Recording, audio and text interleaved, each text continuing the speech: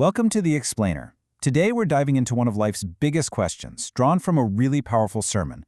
How can a person actually receive divine mercy? We're going to break down 7 distinct paths to help understand this. So, our source material kicks off with a story that gets right to the heart of desperation. It's about a man at this place called the Pool of Bethesda, and his plea, wow, Lord, I have no one to help me. You can just feel that profound sense of helplessness in his words. And what makes this situation so unbelievably striking is just how long he'd been suffering. I mean, this wasn't a bad week or a tough year. We're talking 38 years. 38 years of being sick, waiting every single day for a miracle that just never seemed to come. You know, his misery was just layered. It wasn't one single thing. First, you have the chronic illness for almost 4 decades. Second, like he said himself, he was completely alone, with no one to help him. And third, you have the constant agony of seeing his one chance for healing snatched away, over and over again as somebody else got to the water first. He was the very definition of helpless. So Jesus sees him like this, and he asks a question that seems almost obvious, but it's incredibly deep. Do you want to get well? And that question, it just cuts through all the excuses, all the despair, and it turns this man's very specific story into a universal one about our own desire for healing and mercy.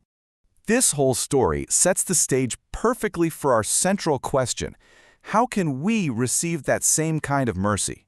The source material lays out 7 key principles, so let's dive into the first one. Okay, the first principle is all about focus.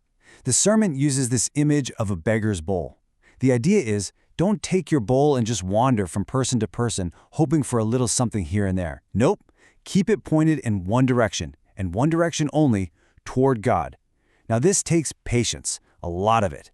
Think of Abraham, who waited 25 years for a promise to be fulfilled, just always watching, always waiting on God alone. The second path suggests that, well, mercy is drawn to righteousness. The sermon points to Noah, who's described as a just and blameless man, and because of his character, God's grace stayed on him. The principle here is that living a just life kind of aligns you with divine favor. And a huge part of living that just life is about how we treat other people, which brings us to path number 3. And it's beautifully simple and so direct. It's a divine transaction. If you want to receive mercy from God, you have to first become a person who gives mercy to others. It's like a spiritual law of reciprocity. And this brings up a really powerful question for all of us to think about. Is our own capacity to forgive and show compassion directly linked to our ability to receive it from a higher power? Well, the source material seems to suggest a very strong yes. Path number 4 is about proximity, about relationship. The sermon explains it this way: mercy often flows through relationships.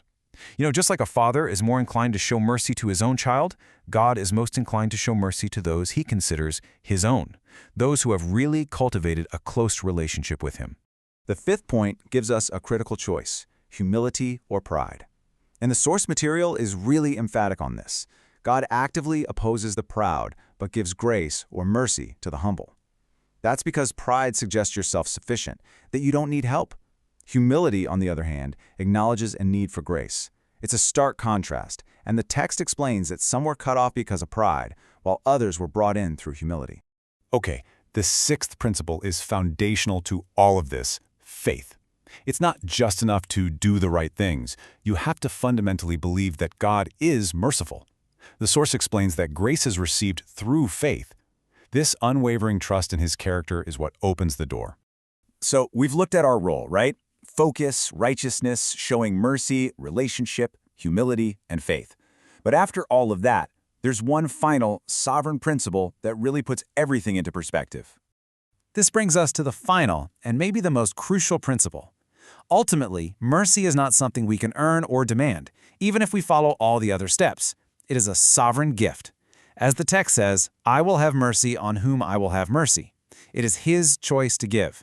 Our role is to position ourselves to receive it, but the final decision is all his. So let's just recap what we've covered. To receive God's mercy, the path involves focusing your hope entirely on him, living righteously, showing mercy to other people, cultivating a real relationship, always choosing humility over pride, holding on to an unwavering faith in his character, and finally, trusting in his ultimate sovereign will. And that brings our explainer to a close, leaving us with a final, practical question. Based on these 7 principles, from showing mercy to a coworker, to humbly admitting a mistake, to simply focusing your hope in one place, what is one small step you can take in your own life, starting right now?